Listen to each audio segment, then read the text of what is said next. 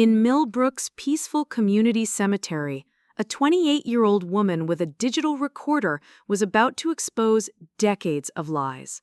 What started as her mother's graveside service took a shocking turn when she confronted her manipulative father. Emma Valdez wasn't typical. For 20 years, she'd carried undeserved guilt, known for quiet strength beneath self-doubt. When her father Gabriel delivered a self-serving eulogy, painting himself as the victim, Emma made a decision that would destroy his reputation and free multiple women from his manipulation. What began as a funeral became a public reckoning. Millbrook would never be the same.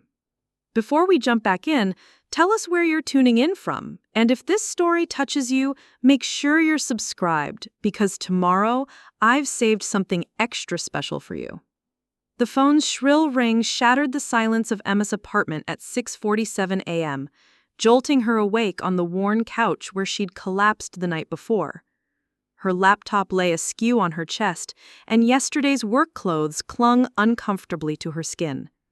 The persistent ringing carried an urgency that made her stomach clench with dread, the same instinctive knowing that had warned her as a child when disaster was approaching. Emma's fingers shook as she reached for the receiver. Only telemarketers and Aunt Carmen used her landline anymore, and telemarketers didn't call this early. "Emma?" Carmen's voice was raw with grief. "Mija, I need to tell you something. Your mother, Isabel, had a heart attack last night. She's gone." The words seemed to float in the air, refusing to penetrate Emma's consciousness. Isabel was 56, healthy, obsessively careful about her diet and exercise. She meditated daily and hadn't missed a morning run in years. People like her didn't simply die. "Gone?" Emma whispered, though part of her already understood. "I'm so sorry, baby. She died in her sleep." The phone slipped from Emma's grasp, hitting the coffee table with a sharp crack that echoed through her carefully curated space.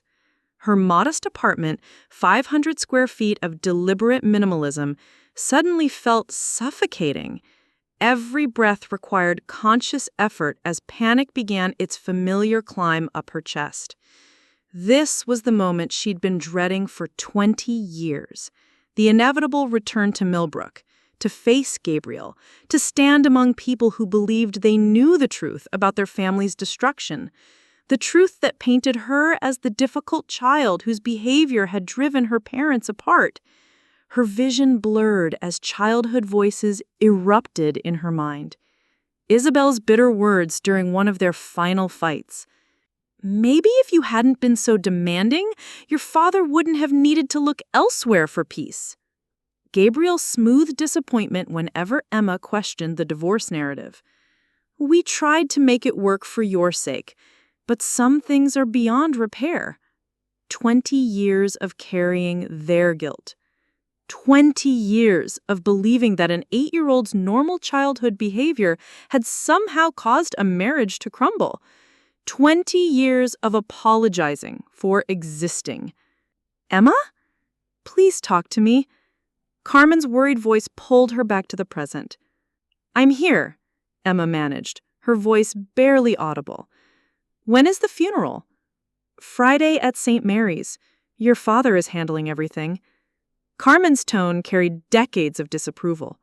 "He's already playing the grieving widower, which is impressive considering they've been divorced for 20 years. Emma's eyes fell closed. Of course Gabriel was orchestrating the funeral. He'd craft the perfect narrative. The devoted ex-husband who never stopped loving Isabel, the responsible parent who'd tried to hold their fractured family together. The same story he'd been selling since the divorce, and everyone believed it. Because Gabriel possessed that rare combination of charm and authority that made people want to trust him. "I have to come home," Emma said, though the words felt like surrender. "Stay with Miguel and me," Carmen offered quickly. "You don't need to put yourself through Gabriel's manipulation again." Something in Carmen's voice caught Emma's attention, a hint of knowledge, of secrets kept.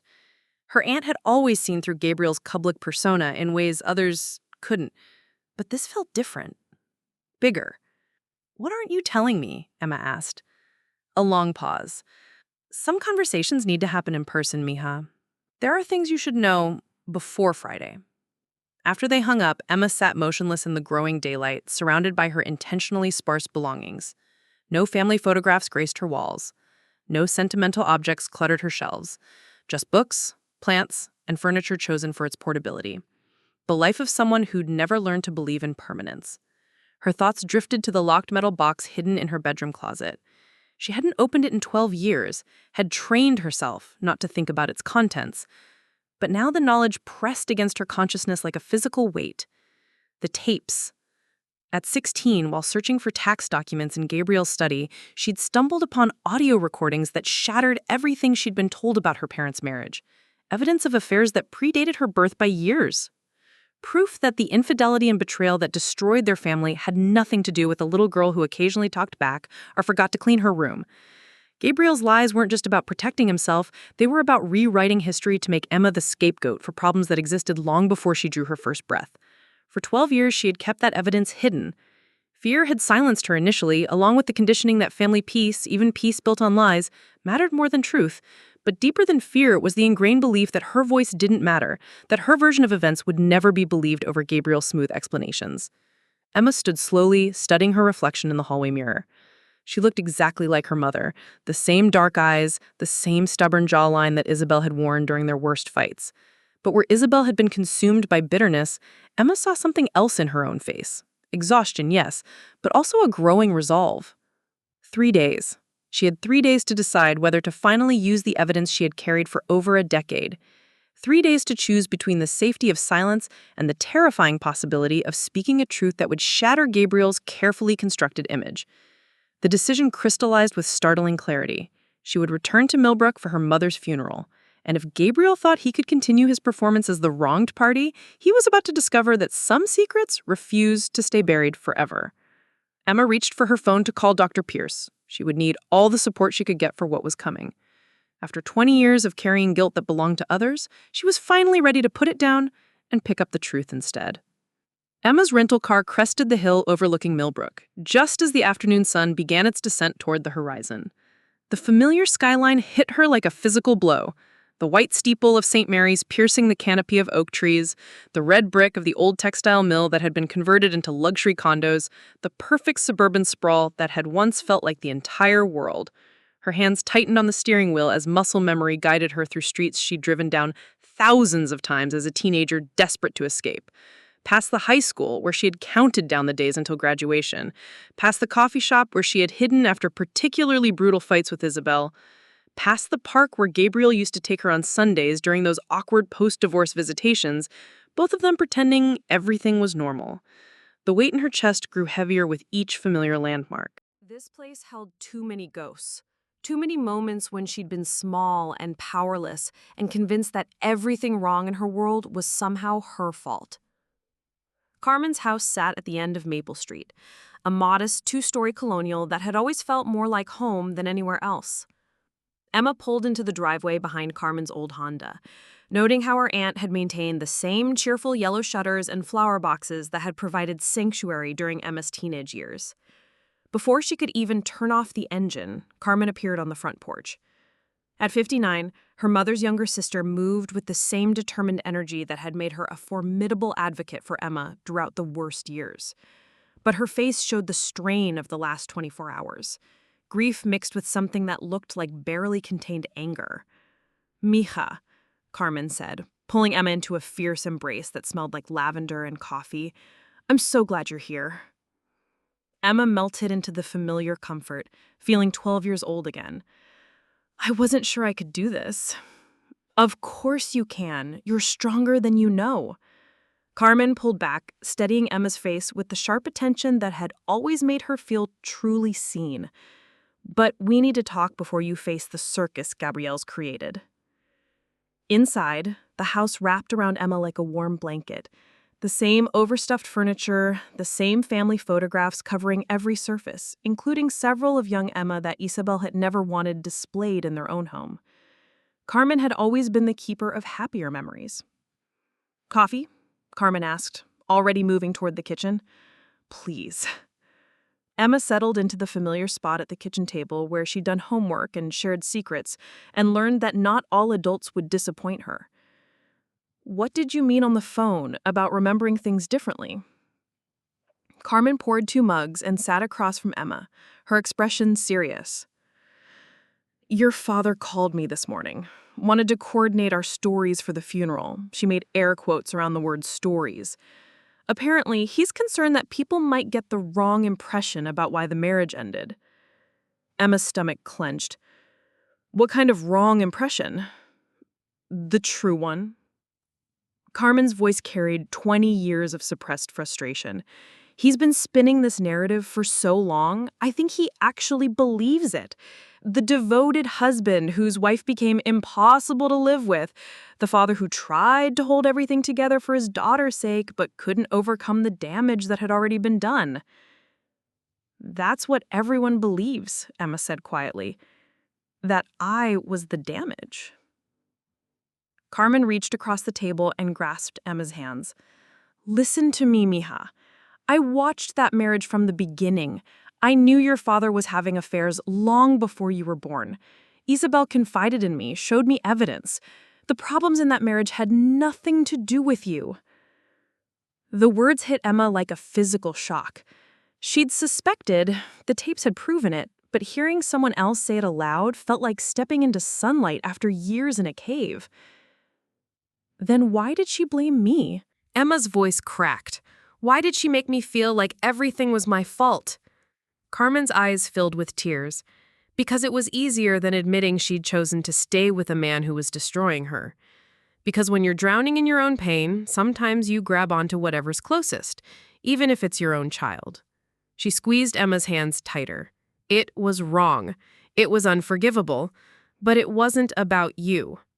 Emma felt something loosening in her chest, a knot that had been there so long she'd forgotten what breathing freely felt like.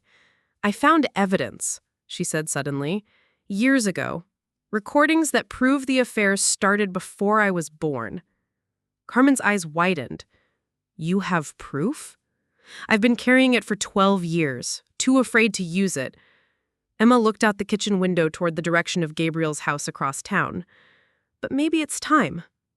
"He called again an hour ago," Carmen said. "Wants to meet before the funeral. Says he's concerned about you, that grief might make you say things you don't mean." Her tone made clear what she thought of Gabriel's concern. Emma felt the familiar panic rising, the conditioned response to her father's manipulation. But underneath it, something else was growing, a spark of anger that felt clean and righteous. How dare he continue the charade? How dare he worry about what she might say when he'd stolen 20 years of her life with his lies? "Where is he having the viewing?" Emma asked. "Morrison Funeral Home, tonight from 6 to 9. Carmen studied Emma's face carefully. "You don't have to go. People would understand." "No," Emma said, surprised by the steadiness in her own voice. "I'm going. It's time I faced him." As evening approached, Emma stood in Carmen's guest room staring at herself in the mirror. She'd chosen a simple black dress, nothing that would draw attention or give Gabriel ammunition to criticize her appearance. Her reflection looked composed, but her hand still trembled slightly as she touched the small digital recorder in her purse.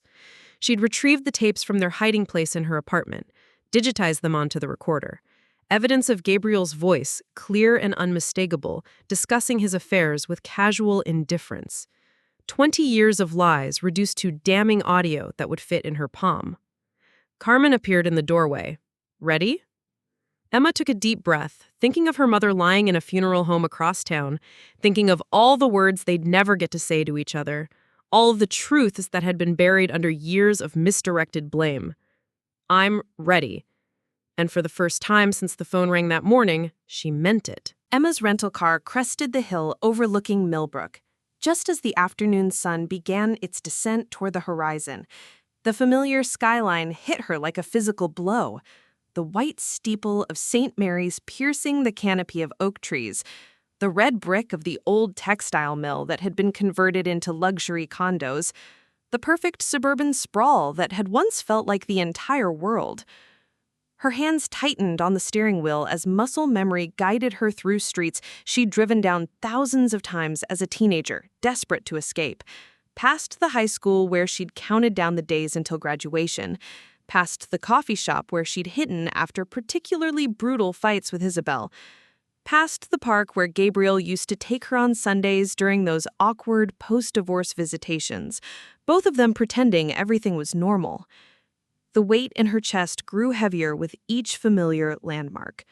This place held too many ghosts, too many moments when she'd been small and powerless, and convinced that everything wrong in her world was somehow her fault. Carmen's house sat at the end of Maple Street, a modest two-story colonial that had always felt more like home than anywhere else. Emma pulled into the driveway behind Carmen's old Honda. Noting how her aunt had maintained the same cheerful yellow shutters and flower boxes that had provided sanctuary during Emma's teenage years. Before she could even turn off the engine, Carmen appeared on the front porch. At 59, her mother's younger sister moved with the same determined energy that had made her a formidable advocate for Emma throughout the worst years. But her face showed the strain of the last 24 hours. Grief mixed with something that looked like barely contained anger. "Mija," Carmen said, pulling Emma into a fierce embrace that smelled like lavender and coffee. "I'm so glad you're here." Emma melted into the familiar comfort, feeling 12 years old again. "I wasn't sure I could do this." "Of course you can. You're stronger than you know." Carmen pulled back, studying Emma's face with the sharp attention that had always made her feel truly seen. "But we need to talk before you face the circus Gabriel's created." Inside, the house wrapped around Emma like a warm blanket. The same overstuffed furniture, the same family photographs covering every surface, including several of young Emma that Isabel had never wanted displayed in their own home. Carmen had always been the keeper of happier memories. "Coffee?" Carmen asked, already moving toward the kitchen. "Please." Emma settled into the familiar spot at the kitchen table where she'd done homework and shared secrets and learned that not all adults would disappoint her. "What did you mean on the phone about remembering things differently?" Carmen poured 2 mugs and sat across from Emma, her expression serious. "Your father called me this morning, wanted to coordinate our stories for the funeral." She made air quotes around the word stories. "Apparently, he's concerned that people might get the wrong impression about why the marriage ended." Emma's stomach clenched. "What kind of wrong impression?" "The true one." Carmen's voice carried 20 years of suppressed frustration. "He's been spinning this narrative for so long, I think he actually believes it. The devoted husband whose wife became impossible to live with, the father who tried to hold everything together for his daughter's sake but couldn't overcome the damage that had already been done." "That's what everyone believes," Emma said quietly. "That I was the damage." Carmen reached across the table and grasped Emma's hands. "Listen to me, mija." I watched that marriage from the beginning. I knew your father was having affairs long before you were born. Isabel confided in me, showed me evidence. The problems in that marriage had nothing to do with you. The words hit Emma like a physical shock. She'd suspected, the tapes had proven it, but hearing someone else say it aloud felt like stepping into sunlight after years in a cave. Then why did she blame me? Emma's voice cracked. Why did she make me feel like everything was my fault? Carmen's eyes filled with tears. Because it was easier than admitting she'd chosen to stay with a man who was destroying her. Because when you're drowning in your own pain, sometimes you grab on to whatever's closest, even if it's your own child. She squeezed Emma's hands tighter. It was wrong. It was unforgivable, but it wasn't about you. Emma felt something loosening in her chest, a knot that had been there so long she'd forgotten what breathing freely felt like. "I found evidence," she said suddenly, "years ago. Recordings that prove the affair started before I was born." Carmen's eyes widened. "You have proof?" "I've been carrying it for 12 years, too afraid to use it." Emma looked out the kitchen window toward the direction of Gabriel's house across town. "But maybe it's time." "He called again an hour ago. wants to meet before the funeral, says he's concerned about you, that grief might make you say things you don't mean. Her tone made clear what she thought of Gabriel's concern. Emma felt the familiar panic rising, the conditioned response to her father's manipulation. But underneath it, something else was growing, a spark of anger that felt clean and righteous. How dare he continue this charade?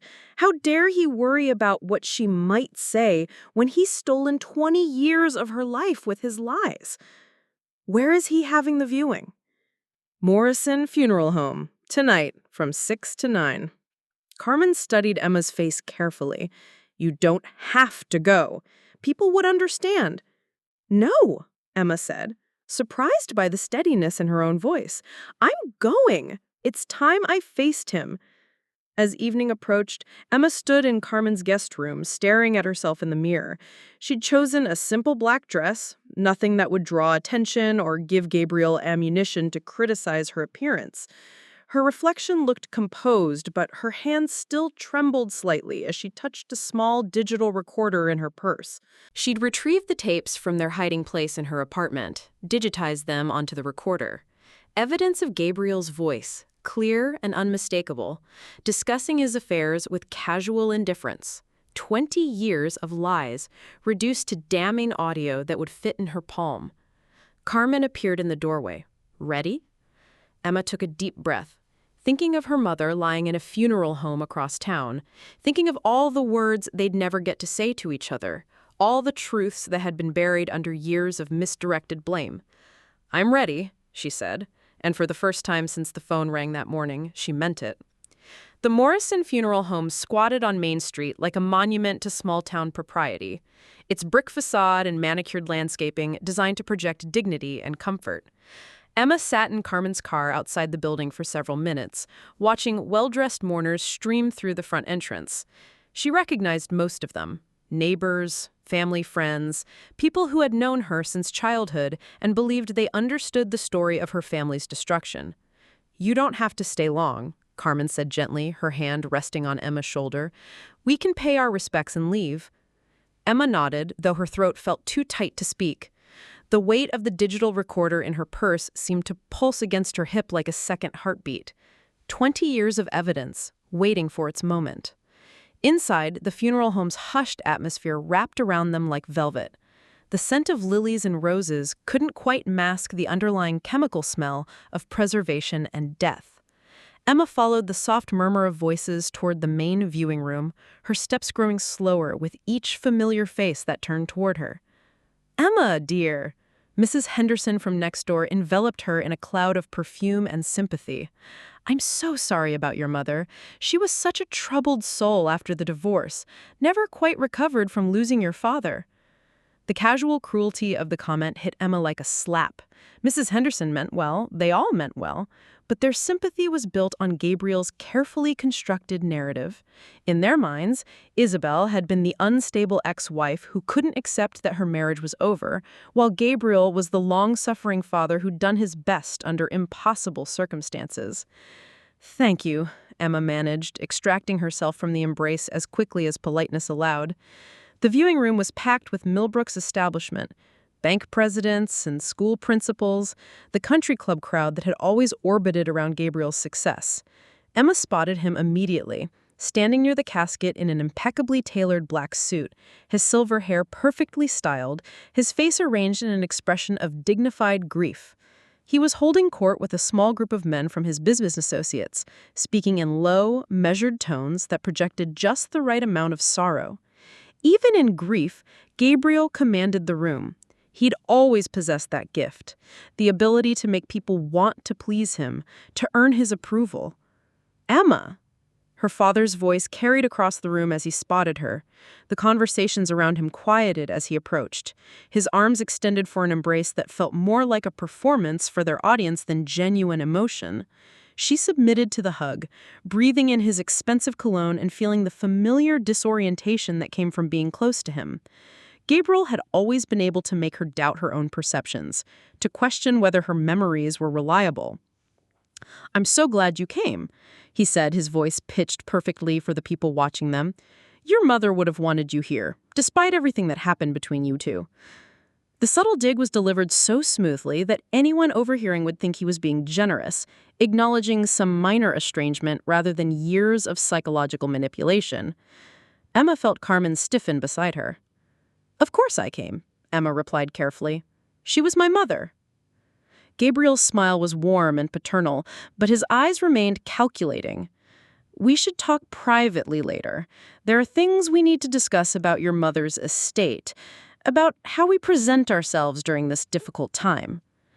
The word ourselves carried weight, a reminder that they were a family unit, that her behavior reflected on all of them. Before Emma could respond, a younger man approached them hesitantly. Emma's breath caught as she recognized Mateo, her half-brother from Gabriel's second marriage. At 22, he had Gabriel's strong jawline but softer eyes that reminded her of his mother, Sophia, who had also eventually discovered Gabriel's true nature. "Emma," Mateo said, his voice uncertain, "I wasn't sure you'd come."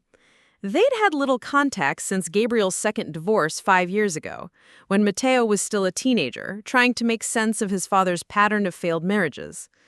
Looking at him now, Emma saw the same confusion she'd carried at his age, the desperate need to believe that their father was the man he pretended to be. "I wanted to be here," Emma said, surprised by how much she meant it. Whatever complicated feelings she had about Gabriel, Mateo was innocent. He'd been raised on the same lies that had shaped Emma's childhood, but he was still young enough to learn the truth. "Mateo's been such a help with the arrangements," Gabriel said, placing a possessive hand on his son's shoulder. "He understands the importance of family during times like this." The implication was clear. Mateo was the good child, the one who supported his father without question. Emma was the problematic one, the daughter who'd caused so much pain that she'd driven her mother to an early grave. "Dad's been handling everything," Mateo said, genuine admiration in his voice. "I don't know how he's staying so strong." Emma watched Gabriel's face carefully, noting the slate tightening around his eyes that suggested he was enjoying Mateo's praise a little too much. This was Gabriel's favorite role, the selfless patriarch bearing impossible burdens with quiet dignity. "Your father has always been good at managing appearances," Carmen said quietly, her tone neutral but her meaning unmistakable. Gabriel's smile flickered slightly. "Carmen, thank you for coming. I know you and Isabel had your differences over the years." "We did," Carmen agreed, "especially about what really happened in your marriage." The temperature in their small circle seemed to drop several degrees. Emma felt the tension crackling between her aunt and her father, 20 years of suppressed truth fighting against carefully maintained lies. "Well," Gabriel said, his voice carrying a note of warning disguised as concern, "grief affects people differently. Sometimes it makes us remember things that didn't quite happen the way we think they did." Emma's hand moved instinctively to her purse, to the evidence of exactly how things had happened. She caught Gabriel watching the movement, his expression sharpening with something that might have been suspicion. "Emma," he said, his voice dropping to a more intimate register, "why don't we step outside for a moment? I think we need to have that conversation now." Emma followed Gabriel outside into the cool evening air, her heart hammering against her ribs. The funeral home's parking lot was illuminated by antique-style street lamps that cast long shadows between the cars. Gabriel led her to a quiet corner near a landscaped garden, away from the other mourners who were coming and going. "Emma," he began, his voice taking on the gentle, reasonable tone she remembered from childhood, the one he used when he was about to convince her that black was white. "I'm worried about you. Carmen's been filling your head with stories, hasn't she?" The familiar pattern was already beginning. First, he'd express concern for her well-being. Then he'd plant doubt about anyone who might contradict his version of events. Finally, he'd position himself as the only reliable source of truth. "What kind of stories?" Emma asked, though she already knew where this was heading. Gabriel sighed, running a hand through his silver hair in a gesture of weary patience. Your aunt never forgave me for the divorce. She blamed me for your mother's unhappiness, even though we both know Isabel had Problems that went far deeper than our marriage. Emma felt the old manipulation taking hold, the way he subtly shifted responsibility while appearing to take the high road. Even now, standing over her mother's grave, he couldn't resist rewriting history. What problems? She pressed, though part of her didn't want to hear his answer. Mental health issues, paranoia. She convinced herself I was having affairs, created elaborate fantasies about betrayal that simply weren't true. Gabriel's voice carried the perfect note of sadness, as if discussing a beloved but troubled relative. The stress of her accusations, the way she turned you against me, it destroyed our family. The lie was so smoothly delivered, so wrapped in apparent concern, that for a moment Emma felt her resolve waver. This was Gabriel's greatest talent, making people doubt their own perceptions, their own memories. But then she thought about the tapes. The memory crashed over her with vivid clarity. 16-year-old Emma in Gabriel's study, searching through filing cabinets for tax documents her guidance counselor needed for college applications. She'd found the shoebox pushed far back in the bottom drawer, labeled insurance papers in Gabriel's careful handwriting. Inside were cassette tapes, dated and numbered. At first, she'd thought they might be business recordings. Gabriel was meticulous about documentation. But when she'd played the first one on the old cassette player in his desk drawer, she'd heard her father's voice, clear and unmistakable, talking to someone who definitely wasn't her mother. "I can't keep doing this, Linda. Emma's getting older. She's asking questions about why I'm gone so much." The woman, Linda, had laughed, a sound like breaking glass. "So tell her you're working late. Tell her whatever you want. You've been lying to Isabel for 7 years. What's one more lie? Isabel's getting suspicious again. Found the credit card receipts from that hotel in Albany. Then maybe it's time to end your little domestic charade. Divorce her. We could be together properly. I can't afford a divorce right now. The business is too vulnerable. Besides, having a wife and child makes me look stable to investors, gives me credibility." Emma had sat frozen in her father's leather chair, listening to him discuss her family like a business transaction. Her mother's paranoia wasn't paranoia at all. It was the instinct of a woman who knew she was being betrayed but couldn't prove it. There had been other tapes, other women, affairs dating back to before Emma's birth, continued through the early years of her childhood, right up until the divorce. Gabriel hadn't been the faithful husband driven away by his wife's mental instability. He'd been a serial adulterer who'd used his own daughter as a weapon to deflect suspicion. "Emma?" Gabriel's voice pulled her back to the present. "You look pale. Are you feeling all right?" She realized she'd been staring at him in silence for several minutes, her hand clenched around the digital recorder in her purse. The weight of what she knew pressed against her chest like a physical force. "I'm fine," she managed, "just tired." Gabriel studied her face with the sharp attention of a predator sensing weakness. "You know, your mother mentioned in her final weeks that you'd been asking questions about the divorce. She was concerned that you might be dwelling on old hurts." Another lie, delivered with casual cruelty. Isabel had died suddenly of a heart attack. There had been no final weeks of conversation.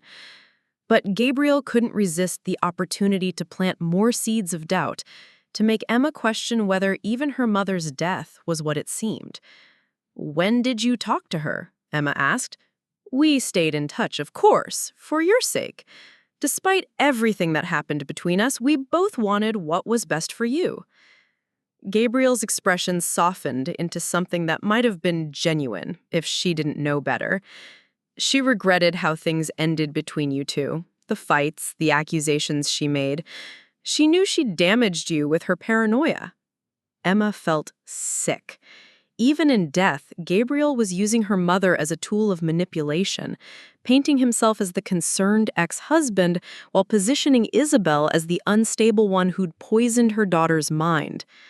I should get back inside, Emma said, taking a step toward the funeral home. Gabriel caught her arm gently, his touch warm and paternal. Emma, I need you to promise me something. Tomorrow, during the service, people are going to be watching our family. They're going to be looking for signs of discord. Your mother's reputation, your own reputation, depends on how we present ourselves. There it was, the threat, wrapped in concern.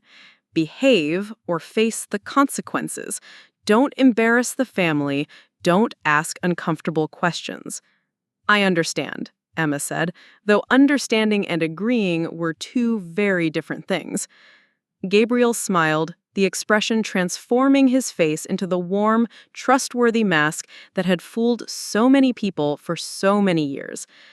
Good, I knew I could count on you. You're my daughter, after all. As they walked back toward the funeral home, Emma's hand tightened around the recorder. She was Gabriel's daughter, but that meant she'd inherited more than just her eyes and her stubborn streak. She'd inherited his intelligence, his ability to plan, his capacity for patience. Tomorrow, during her mother's funeral, people would indeed be watching their family, and they were going to see something Gabriel hadn't planned for. The morning of Isabel's funeral dawned gray and humid, with clouds that threatened rain but refused to break. Emma stood at Carmen's bedroom window watching the early mourners arrive at St. Mary's was across the street. The church bells had been tolling since sunrise, a mournful rhythm that seemed to match the heaviness in her chest. She'd barely slept, spending most of the night alternating between rehearsing what she might say and convincing herself she was crazy to even consider it. The digital recorder sat on the nightstand like an accusation, its small red light blinking in the darkness whenever she plugged it in to check the battery. "The cars are here," Carmen called from downstairs. Emma took a final look at herself in the mirror. Black dress, minimal makeup, her mother's pearl earrings, the only piece of jewelry Isabel had ever given her that carried more love than obligation. She looked like what she was, a daughter preparing to bury her mother. No one would see the revolution brewing beneath the surface. St. Mary's was packed to capacity, its Gothic interior filled with the low murmur of voices and the heavy scent of funeral flowers. Emma walked down the center aisle with Carmen and Miguel, acutely aware of the eyes tracking their movement. These people had watched her grow up, had witnessed her family's implosion, and believed they understood the story. Gabriel stood near the front pew in a perfectly tailored black suit, greeting mourners with the practiced grace of a politician. He'd positioned himself as the chief mourner, the devoted ex-husband who'd never stopped caring despite their troubled history. Victoria Sterling stood beside him, a blonde woman in her early 40s that radiated the kind of polished sophistication that money could buy. Emma felt a chill of recognition watching Victoria laugh softly at something Gabriel whispered in her ear. The same adoring look Isabel had once worn, the same trusting smile that Gabriel collected like trophies. "That's his new girlfriend," Carmen murmured, following Emma's gaze. "Been seeing her for about 6 months. Divorced real estate agent from the next town over." Emma studied Victoria's face, the genuine warmth in her expression, the way she touched Gabriel's arm protectively when someone mentioned how difficult this must be for him. Another woman being drawn into Gabriel's web, believing herself special enough to be the one who could change him. The service began with Reverend Hayes reading scripture about forgiveness and eternal rest. Emma tried to focus on the familiar words, but her attention kept drifting to the elaborate floral arrangements that spelled out "beloved mother" and "devoted friend." The flowers were beautiful and expensive, commissioned by Gabriel with his usual attention to appearance over authenticity. When Gabriel stood to deliver the eulogy, a hush fell over the congregation. He moved to the pulpit with the confidence of a man accustomed to commanding attention. his silver hair catching the light streaming through the stained glass windows. "Isabel and I met when we were both young and full of dreams," he began, his voice carrying the perfect note of wistful sadness. "We built a life together, had our beautiful daughter, Emma, and for a time we were truly happy." Preparing and narrating this story took us a lot of time, so if you are enjoying it, subscribe to our channel. It means a lot to us. Now back to the story. Emma's hands clenched in her lap. Even here, in front of her mother's casket, Gabriel couldn't resist the urge to rewrite history. But sometimes, despite our best efforts, life takes unexpected turns. Isabel struggled with depression and anxiety after our divorce. She never quite found peace with the changes in our family structure. Gabriel's gaze swept over the congregation, lingering for a moment on Emma. The subtle manipulation was masterful. Without directly saying it, Gabriel was painting Isabel as the unstable one, the parent whose mental health issues had damaged their child. He was positioning himself as the reasonable ex-husband who'd watched helplessly as his former wife self-destructed. "I tried to help her," Gabriel continued, his voice breaking slightly with practiced emotion. "We all did. But Isabel was haunted by regrets, by the feeling that she'd failed as a wife and mother. In her final years, she withdrew from those who loved her most." Emma felt sick. Gabriel was using her mother's funeral to cement his narrative, to ensure that even in death, Isabel would be remembered as the problem. The congregation murmured sympathetically, their faces reflecting pity for the man who'd endured so much. "As we lay Isabel to rest today," Gabriel concluded, "I ask that we remember her not for her struggles, but for the love she had for our daughter." And I hope that we can all find it in our hearts to forgive her mistakes, to forgive the pain she caused, and to help our family heal from the wounds that have divided us for too long. The final manipulation was perfectly delivered. Gabriel had just asked a church full of people to forgive his dead ex-wife for destroying their family, while positioning himself as the gracious victim ready to move forward. Emma watched faces around the sanctuary nodding in agreement, saw Victoria Sterling squeeze Gabriel's hand supportively as he returned to his seat. Reverend Hayes stepped forward to close the service, speaking about truth and reconciliation, about how secrets and buried resentments could poison families for generations. His words seemed to pierce through the fog of rage in Emma's mind. "The truth has a way of emerging," the Reverend said, his eyes seeming to find Emma in the crowd. "Sometimes it takes courage to speak it, but healing can only begin when we stop living in the shadows of lies." As the service ended and the congregation began filing out for the graveside ceremony, Emma remained seated. The weight of the recorder in her purse felt heavier than ever. Around her, people were discussing what a beautiful service it had been, how dignified Gabriel had been in his grief, how sad it was that Isabel had never recovered from the divorce. Victoria Sterling paused beside Emma's pew, her expression genuinely kind. "You must be Emma. I've heard so much about you. Your father speaks of you constantly." Emma looked up at this woman who reminded her so painfully of her mother. The same hopeful optimism, the same belief that love could overcome any obstacle. In Victoria's eyes, she saw her mother's face from 30 years ago, before Gabriel's betrayals had hardened her into someone bitter and suspicious. "He does?" Emma asked quietly. "Oh, yes. He feels terrible about the estrangement between you two. He blames himself for not doing more to help you and your mother work through your differences." The casual revision of history hit Emma like a physical blow. Even to his girlfriend, Gabriel was the hero of the story, the father whose attempts at reconciliation had been rebuffed by a difficult daughter and an unstable ex-wife. As Victoria moved away to join Gabriel, Emma made her decision. The graveside service would be smaller, more intimate, the perfect setting for truth that had been buried for 20 years to finally see the light. She stood slowly, her hand moving to the recorder. It was time. The graveside service was held in Millbrook Cemetery's oldest section, where weathered headstones leaned at gentle angles beneath towering oak trees. A green canopy had been erected over Isabel's grave, with rows of folding chairs arranged for the immediate family and closest friends. The larger crowd from the church had thinned to perhaps 40 people, the inner circle who would witness the final goodbye. Emma took a seat in the second row, directly behind Gabriel and Victoria. Mateo sat beside his father, his young face etched with genuine grief. Carmen settled next to Emma, her presence a steadying force as Emma's nerves threatened to overwhelm her resolve.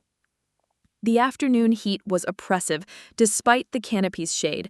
Emma could feel perspiration gathering at the base of her neck, though she wasn't sure if it was from the humidity or the anxiety coursing through her system. The digital recorder in her purse seemed to pulse with each heartbeat, waiting for its moment. Reverend Hayes spoke briefly about dust and ashes, about eternal rest and divine mercy.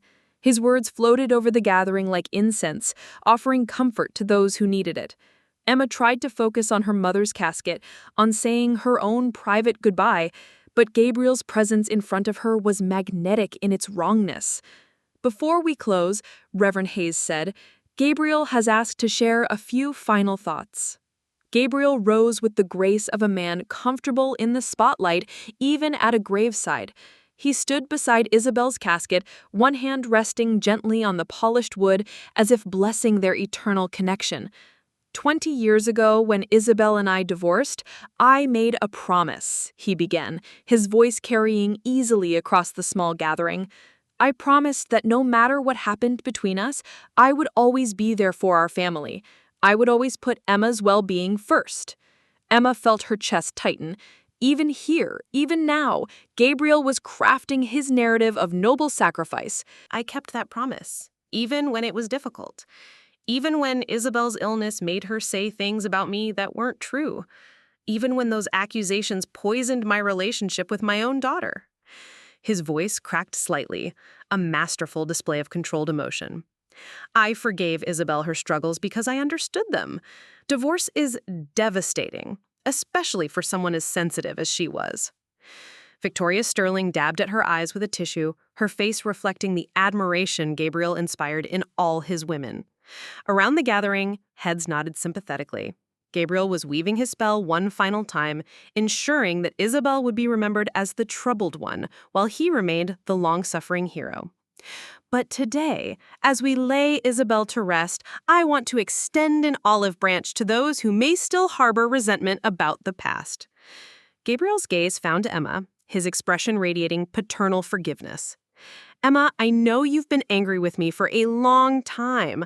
I know you believed your mother's version of events because you were too young to understand the complexities of adult relationships. The presumption in his words hit Emma like a slap. Too young to understand, as if her pain had been based on childish misperception rather than years of psychological manipulation. I want you to know that I forgive you for the hurtful things you've said about me over the years. I understand that your mother's influence shaped your perspective, and I don't blame you for that. Gabriel's voice carried across the cemetery with practiced sincerity.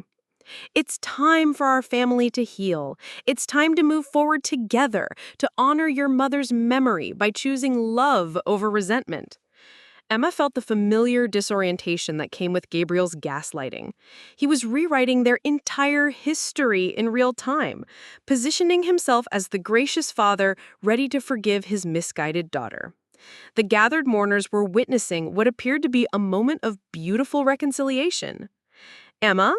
Gabriel's voice carried surprise and the slightest edge of warning. Did you want to say something about your mother?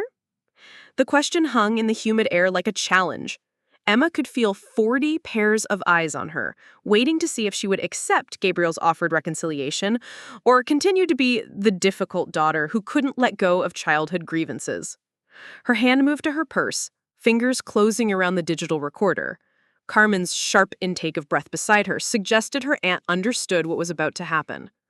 Mateo turned in his seat, his young face reflecting confusion at the sudden tension. "Yes," Emma said, her voice steadier than she'd expected. "I do want to say something about my mother. Gabriel's smile faltered slightly, though he tried to maintain his benevolent expression. Of course, sweetheart, take your time. Emma stepped forward, moving to stand beside her mother's casket. The positioning was deliberate.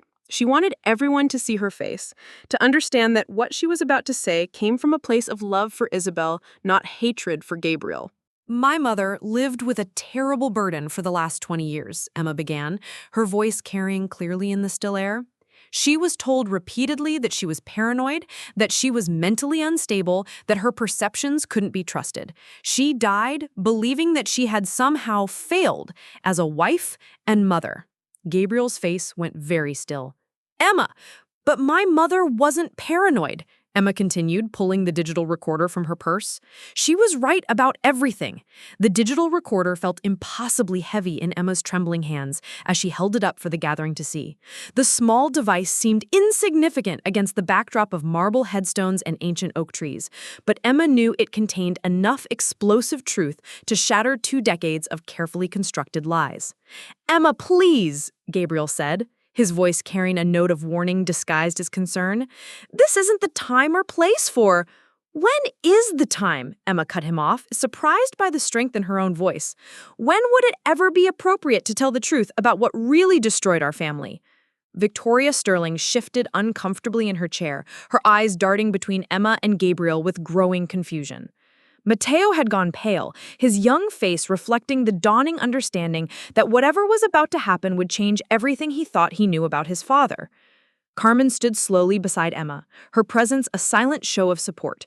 Let her speak, she said quietly, her voice carrying an authority that made several mourners lean forward with interest. Gabriel's mask was beginning to slip. The practiced grief and paternal concern were giving way to something harder, more calculating. Emma, you're clearly upset. Grief can make us say things we don't mean. I mean every word, Emma said, her finger hovering over the play button. And so did you when you recorded these conversations 23 years ago. A murmur ran through the small gathering. Gabriel's face went white as the implications hit him. He'd been meticulous about documentation in his business dealings, but he'd also been paranoid enough to record certain personal conversations as insurance against future complications. He'd never imagined his own daughter would one day use his obsessive record-keeping against him. Ladies and gentlemen, Emma said, addressing the mourners directly, my father has spent the last 20 years telling everyone that my mother was mentally unstable, that she suffered from paranoid delusions about his fidelity, that her accusations of infidelity were the product of a sick mind that ultimately destroyed our family. Gabriel stepped toward her, his hand outstretched. Emma, give me the recorder. You don't understand what you're doing. I understand perfectly. Emma stepped back, keeping the device out of his reach. I'm doing what I should have done 12 years ago when I first found these tapes in your study. She pressed play. Gabriel's voice emerged from the small speaker, tinny but unmistakably clear. I can't keep doing this, Linda. Emma's getting older. She's asking questions about why I'm gone so much. A woman's laughter crackled through the cemetery air. So tell her you're working late. Tell her whatever you want. You've been lying to Isabel for 7 years. What's one more lie? The reaction from the mourners was immediate and electric. Gasps echoed under the canopy as people recognized Gabriel's voice discussing an affair with casual indifference. Victoria Sterling's face went ashen, her hand flying to her mouth in shock. That's enough, Gabriel said, his voice sharp with panic. He lunged for the recorder, but Emma dodged away from him. There's more, she said, fast-forwarding to another section. Gabriel's voice filled the air again, this time discussing a different woman. Isabel found the credit card receipts from the hotel. I told her it was a business dinner, but she's getting suspicious again.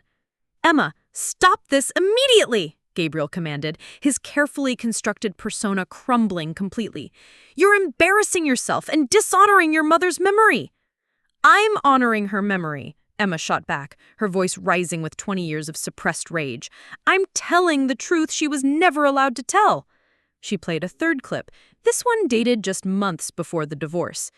The investigator Isabel hired is getting close. I need to be more careful about covering my tracks. If she gets proof of the affairs, the divorce settlement could bankrupt me. Mateo stood abruptly, his chair toppling backwards. "This can't be real," he said, his voice cracking. "Dad, tell them it's not real." Gabriel's face contorted with fury and desperation. "Those recordings are fabricated. Emma's been obsessed with destroying me since the divorce. She's mentally unstable, just like her mother was." But his denials rang hollow against the evidence of his own voice. The mourners were staring at him with growing horror, their perception of the grieving ex-husband crumbling in real time. Carmen stepped forward, her voice cutting through the chaos. "I saw the bruises, Gabriel. The nights Isabel called me crying because she'd found another hotel receipt, another unexplained charge. You gaslit her for years, made her question her own sanity when her instincts were absolutely correct." "You're both delusional," Gabriel snarled, his charm finally abandoning him completely. "Emma's been poisoned against me since childhood. She's vindictive and—" "Listen to yourself," Emma interrupted, holding up the recorder again. "Even now, even with your own voice proving what you did, you're still trying to make me the villain, still trying to convince everyone that the problem is with my perception, not your actions." Victoria Sterling stood on shaking legs, her face a mask of betrayal and dawning comprehension. "How long?" she asked, her voice barely above a whisper. "How long have you been lying to me?" Gabriel turned to her desperately, his hands outstretched. "Victoria, darling, you can't believe this! Emma's been planning this for years! She's trying to destroy our happiness just like she destroyed my marriage to her mother!" But Victoria was backing away from him, the pieces clicking into place. The late meetings, the business trips that never quite added up. "The way you always had an explanation for everything," her voice grew stronger with each word. "You're still doing it, aren't you? You're still lying, still cheating, still making women feel crazy for trusting their instincts." Reverend Hayes stepped forward, his weathered face grave with understanding. "I think we've heard enough," he said quietly. "Perhaps it would be best if we concluded the service now." But Emma wasn't finished. She had one more clip, the most damaging one of all. Her finger found the play button one final time. Gabriel's voice emerged from the speaker with chilling clarity. "The beautiful thing about using Emma as a scapegoat is that everyone believes it. A troubled child explains everything. The divorce, Isabel's depression, my need to distance myself from the family. No one questions a father protecting himself from a difficult daughter." The silence that followed was deafening. The silence stretched across the cemetery like a physical force, broken only by the distant sound of traffic and the rustle of oak leaves in the humid breeze. 40 people sat frozen under the funeral canopy, their faces reflecting a spectrum of shock, horror, and dawning understanding. The final recording had stripped away any remaining doubt about Gabriel's true character. His own voice had revealed not just the affairs, but the calculated cruelty of using his daughter as a scapegoat. Gabriel stood beside Isabel's casket, his silver hair disheveled for the first time in Emma's memory, his face cycling through expressions of rage, panic, and desperate calculation. The man who'd commanded every room he'd ever entered now looked diminished, exposed under the weight of his own words. "Those recordings are taken out of context. They're partial conversations, edited to sound worse than they were. Emma's been planning this character assassination for years." But his protest fell on deaf ears. The mourners were staring at him with the revolted fascination reserved for car accidents and natural disasters, unable to look away from the spectacular destruction of a man's reputation. Victoria Sterling took another step backward, her designer heels catching in the cemetery grass. "My God," she whispered, her voice carrying clearly in the still air. "Everything you told me about your ex-wife, about your daughter, it was all lies." "Victoria, please," Gabriel reached for her, but she flinched away from his touch. "You know me. You know who I really am." "Do I?" Victoria's voice grew stronger, fueled by righteous anger. "You told me Isabel was paranoid and vindictive. You said Emma was emotionally unstable, that she'd never accepted the divorce. You made me feel sorry for you, made me think I was helping you heal from past trauma." Her laugh was bitter and sharp. "But you were the trauma, weren't you? You were the one who destroyed your family." Carmen moved to stand beside Emma, her arm sliding protectively around her niece's shoulders. Gabriel's been rewriting this story for 20 years, making himself the victim while Isabel descended into depression and Emma blamed herself for her parents' failures. Gabriel, you've always resented me. Gabriel attempted to regain control of the narrative. You turned Isabel against me from the beginning, filled her head with suspicious, I watched my sister die a slow death. Carmen cut him off, her voice fierce with 20 years of suppressed rage. You systematically destroyed her confidence, her sanity, her ability to trust her own perceptions. And when she finally had proof of your affairs, you convinced everyone, including her, that she was the problem. Mateo had been standing frozen since the final recording, his young face pale with shock. Now he turned to Gabriel with eyes that looked decades older than his 22 years. "Dad," he said, his voice cracking, "tell me it's not true. Tell me you didn't use Emma as a scapegoat." Gabriel's expression softened as he looked at his son, the mask of paternal love sliding back into place. "Mateo, you know me better than anyone. You know I would never." "I know you told me Emma was troubled," Mateo interrupted, his voice gaining strength. "I know you said she'd driven Mom away with her behavior, that she'd never been able to accept responsibility for her actions." He gestured toward Emma with trembling hands. "But she was just a kid. She was 8 years old when you divorced Mom." Gabriel's face hardened. "Your mother, Sophia, was different. Our marriage ended for entirely different reasons." "Did it?" Mateo's question hung in the air like an accusation. "Or did you do the same thing to her that you did to Isabel? Make her feel crazy for noticing your affairs, then blame the marriage's failure on something else?" The question hit its target. Gabriel's mouth opened and closed soundlessly as he realized his own son was connecting the dots, seeing the pattern that had defined his relationships with women. Dr. Nathan Pierce, who had been standing quietly at the edge of the gathering, stepped forward. Emma hadn't even noticed his arrival, but his presence felt like a lifeline in the chaos. "Emma," he said quietly, "you've shown remarkable courage today. Speaking truth after decades of gaslighting takes extraordinary strength." Gabriel rounded on the therapist with renewed fury. You're the one who put these ideas in her head. You therapists are all the same. You convince people they're victims instead of helping them take responsibility for their lives. I helped Emma understand that she was never responsible for her parents' marriage, that 8-year-old children don't cause divorces, and that the guilt she's carried belongs to the adults who placed it on her shoulders. Reverend Hayes cleared his throat, his weathered face grave with understanding. "I think we should conclude this service. Isabel deserves to be laid to rest with dignity, regardless of the painful truths that have emerged today." But Gabriel wasn't finished. Cornered and desperate, he made one final attempt to regain control. "This is exactly what Isabel did," he said, his voice rising to carry across the cemetery. "She poisoned Emma against me with lies and paranoid fantasies. And now Emma's doing the same thing to all of you." I kept that promise, even when it was difficult. Even when Isabel's illness made her say things about me that weren't true. Even when those accusations poisoned my relationship with my own daughter.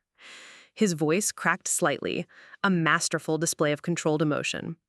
I forgave Isabel her struggles because I understood them. Divorce is devastating, especially for someone as sensitive as she was. Victoria Sterling dabbed at her eyes with a tissue, her face reflecting the admiration Gabriel inspired in all his women.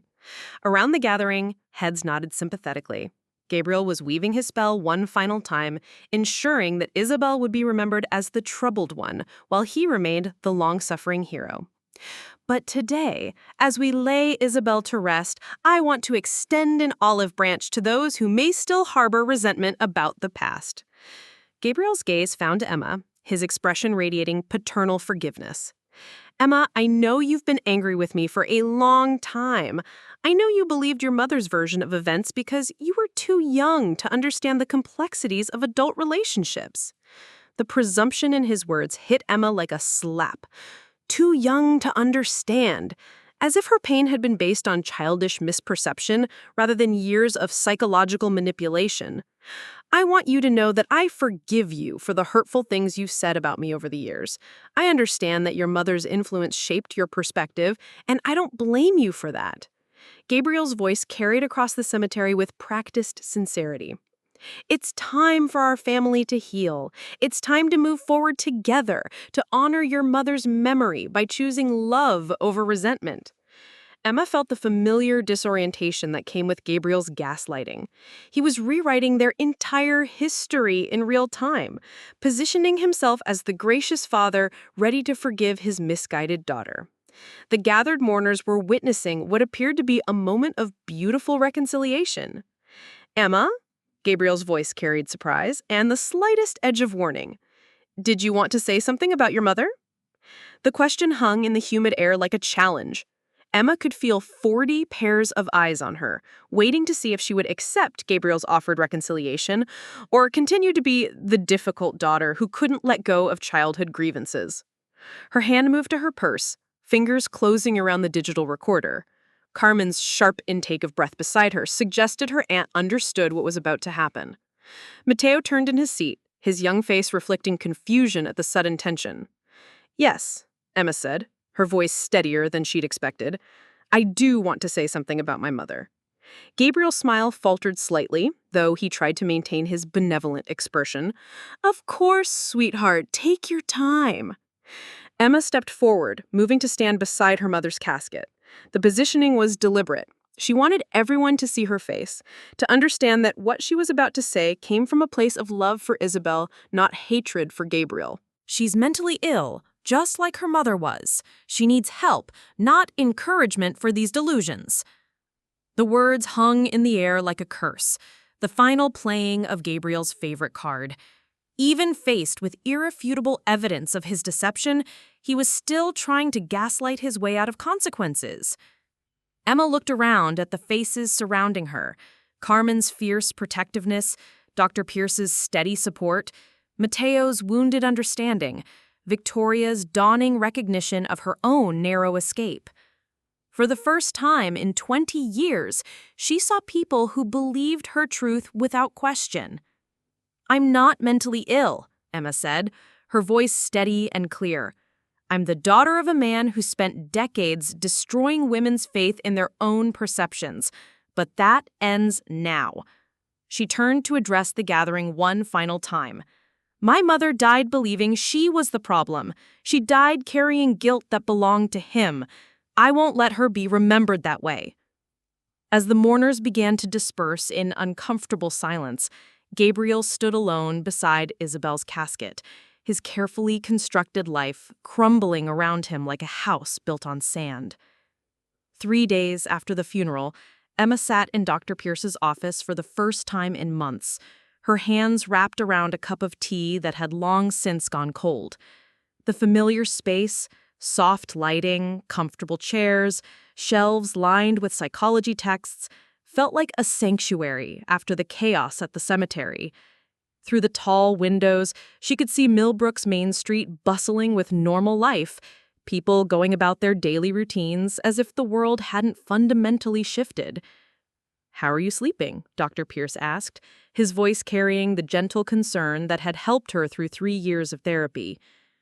"Better than I have in months," Emma admitted, surprising herself with the honesty. "I keep expecting to feel guilty about what I did, but mostly I just feel lighter." Dr. Pierce nodded, making a note on his pad. "Carrying someone else's shame for 20 years is an enormous burden. Of course you feel relief at putting it down." Emma looked out the window, watching a young mother push a stroller past the coffee shop where she'd hidden as a teenager. The town's talking, obviously. Carmen says half the people think I'm a hero for exposing him, and the other half think I'm a vindictive daughter who ambushed a grieving man. And what do you think? I think I finally told the truth. Emma's voice was steady, lacking the uncertainty that had plagued her for so long. I think my mother deserved to have someone speak for her when she couldn't speak for herself. The past 3 days had been a whirlwind of phone calls, visitors, and difficult conversations. Emma had stayed at Carmen's house, which had become an unofficial headquarters for people trying to process what they'd witnessed at the cemetery. The revelation had sent shockwaves through Millbrook's tight-knit community, forcing longtime friends and neighbors to reevaluate everything they thought they knew about the Valdez family drama. Carmen brought over a casserole dish yesterday, said it was from Mrs. Henderson, the same woman who told me at the viewing that my mother never recovered from losing my father. Apparently, Mrs. Henderson wanted to apologize for believing Gabriel's version of events all these years. Dr. Pierce leaned forward slightly. How does it feel to have your reality validated after so long? Emma considered the question carefully. Overwhelming, mostly. I spent so many years thinking I was the problem, that my perceptions couldn't be trusted. Having people finally see Gabriel for who he really is, it's like suddenly being able to breathe after holding your breath for 20 years. A soft knock interrupted their session. Carmen peeked her head per the door, her expression apologetic. "I'm sorry to interrupt, but Mateo's here. He's been waiting in the lobby for an hour. Says he needs to talk to Emma."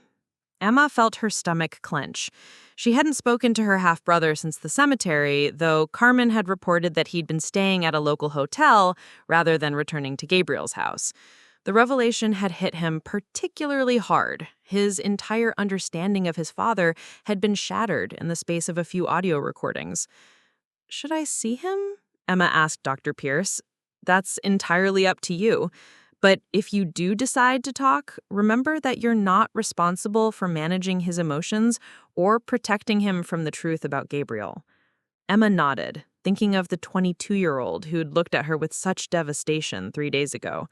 "Send him in," she told Carmen. Mateo entered the office hesitantly, his usually confident demeanor replaced by an uncertainty that made him look younger than his years.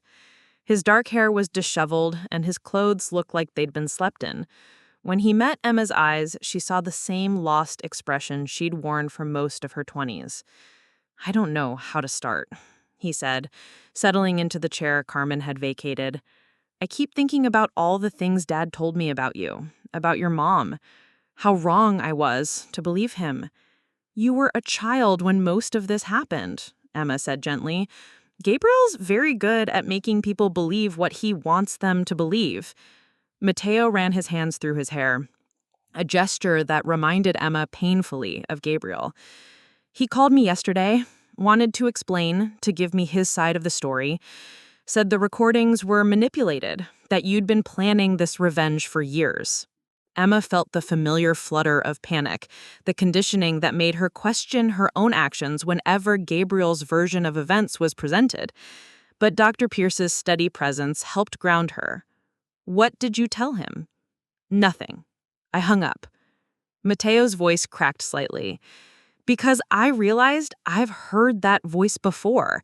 Not just on the recordings, but in real life. The way he talked about you and your mom when you weren't around. Cold, calculating, like you were problems to be managed instead of people to be loved."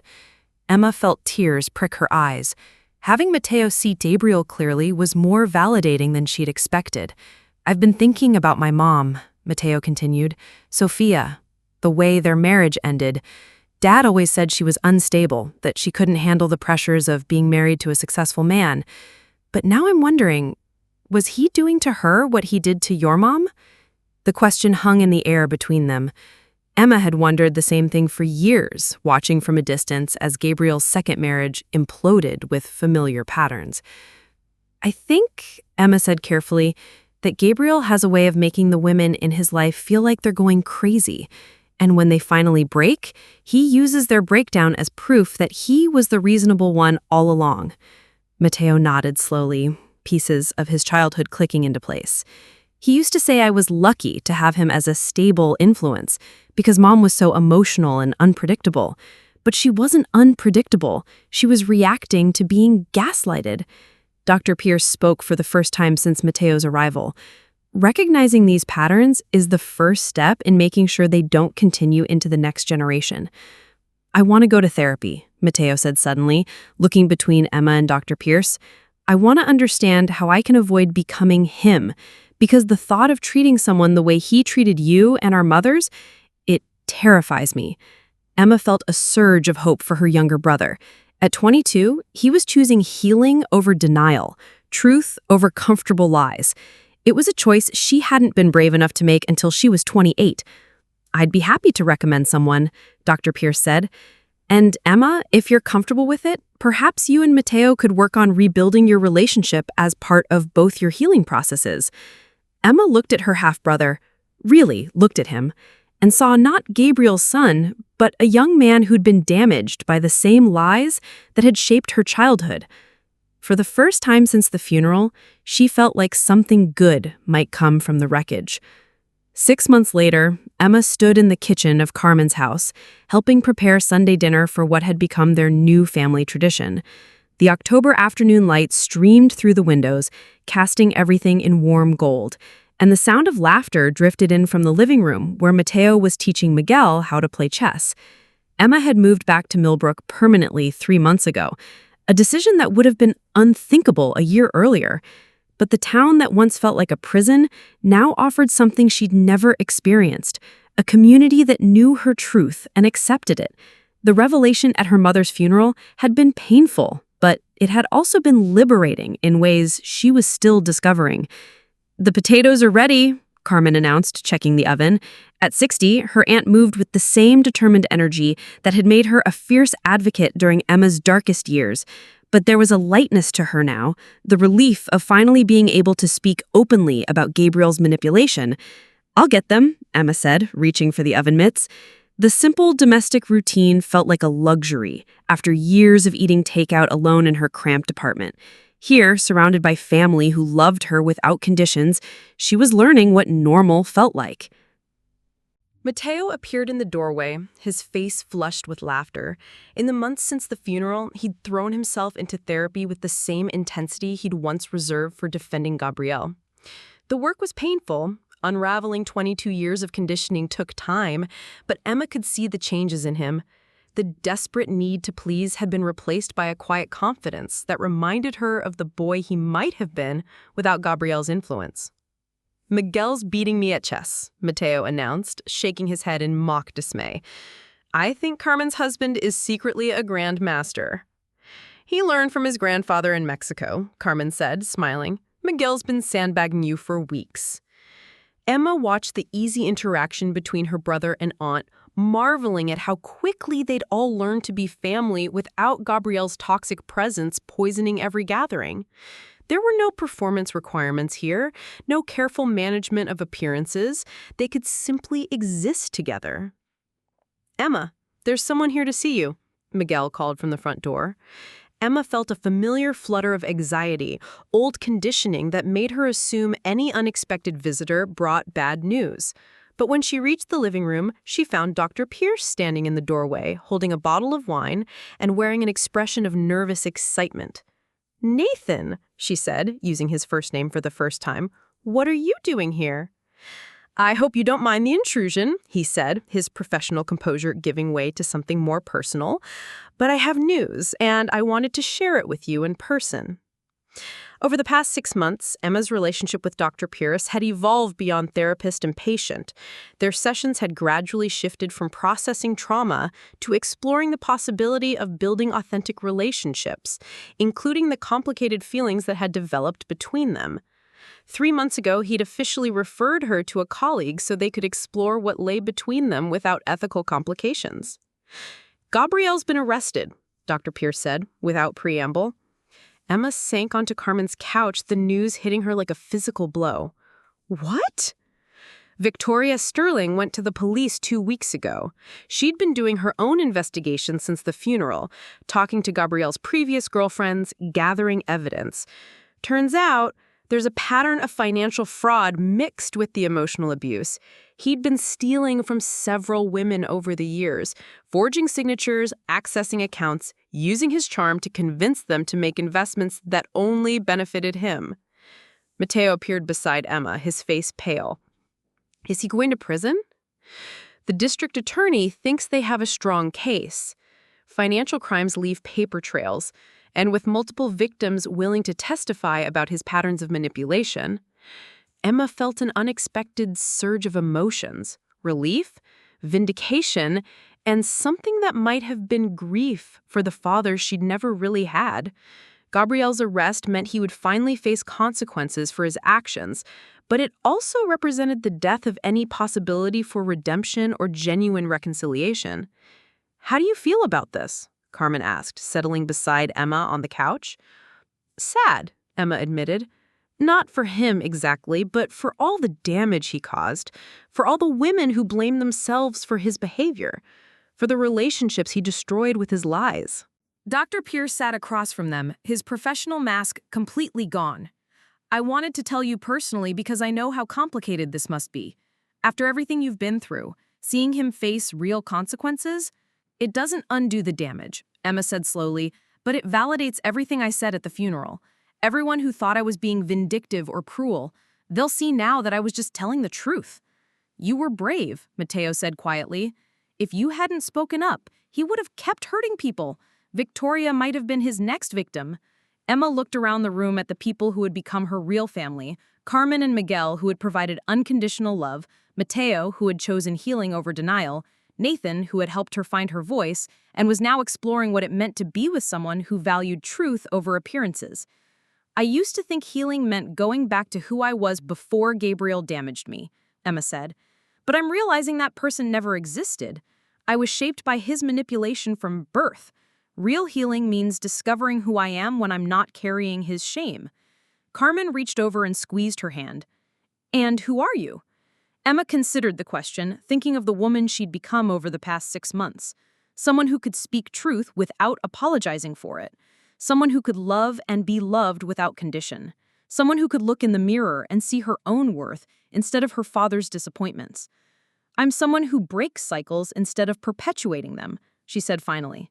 "I'm someone who chooses truth over comfort, healing over denial. I'm Isabel's daughter, but I'm also more than that." As evening settled over Millbrook, Emma sat surrounded by chosen family, finally understanding what peace felt like. Gabriel's arrest would bring its own complications, but for the first time in her life, she was strong enough to face whatever came next. The little girl who had carried her parents' shame was gone, replaced by a woman who knew her own worth and wasn't afraid to claim it. Outside, the October wind rustled through the oak trees, carrying away the last leaves of summer and making room for something new to grow.